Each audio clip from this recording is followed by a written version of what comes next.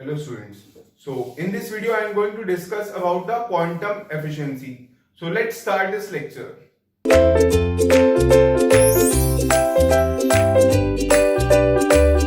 So we are discussing about the quantum efficiency. So we have seen that in case of photodiode, electrons hole pairs are generated due to incident photons. Now quantum efficiency is defined as the ratio of number of electrons hole pairs generated to number of incident photons, means how many electrons pairs were generated when certain number of photons are incident.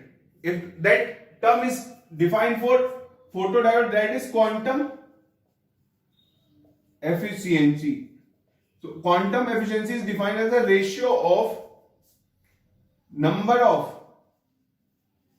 electrons hole pairs generated, electron hole pair generated to number of incident photons, number of incident photons.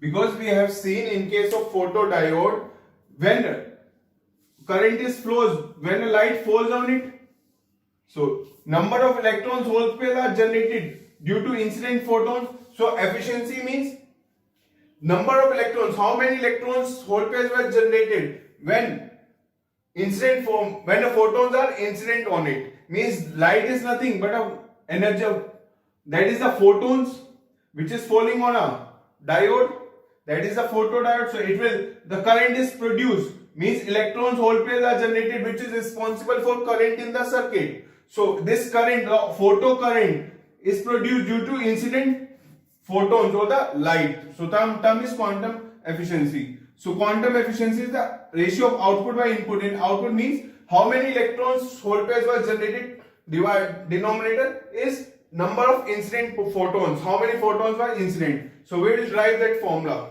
for quantum efficiency. So how many electrons hole pairs were generated? If we talk about number of electrons hole pairs generated per second to number of incident photons per second.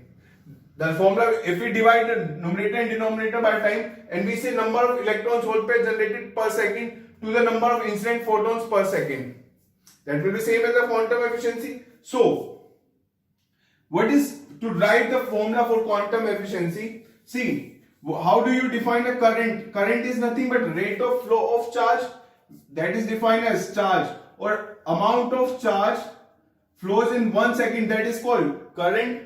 So how much charge flows in per second, that is nothing but a current. Suppose n number of electrons are passing in number of electrons hole pair, or just simply number of electrons which is passing through point is equal to n, and q is the charge of one electron.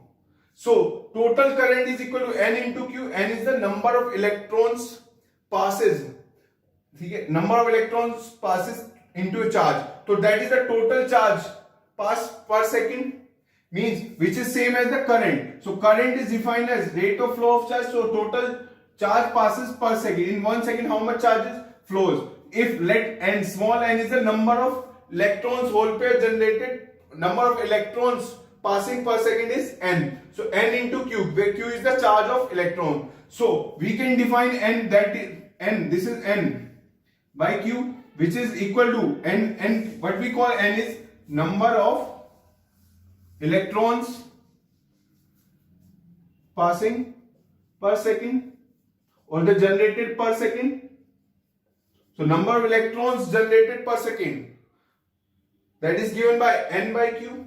So we derive the form for numerator. And what about number of incident photons per second? So number of incident photons or the number of photons incident per second, that is equal to, see what is power, that is called light having some optical power. So P stands for power. So we will derive what, that is photons we have to derive. So what is E equal to h mu? What is h mu? That is the, see, h is the Planck's constant, mu is the frequency. So this is the energy released due to one photon. So power is the total energy released per second. So number of incident photons.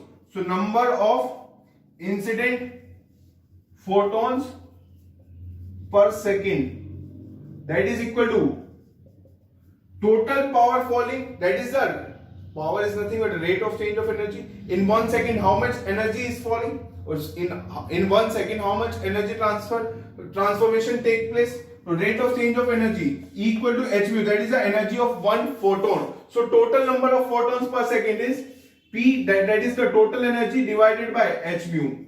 So V stands for power or the rate of change of energy. In 1 second, how much energy is falling? That is h mu is the energy of one photon. So we can calculate the number of photons. Suppose n is the number of, so n into h mu, that is the total energy falling per second, which is equal to total power. So if we know the optical power, that is the power of an incident light, we can calculate the number of incident photons per second. So formula for quantum efficiency will come out to be, see, we write the formula for electrons hole pair generated per second, that is equal to I by Q, and number of incident photons per second is P by h mu. So put in the value. Number of electrons hole pair generated, that is equal to I by Q, and number of incident photons, that is equal to P by h mu.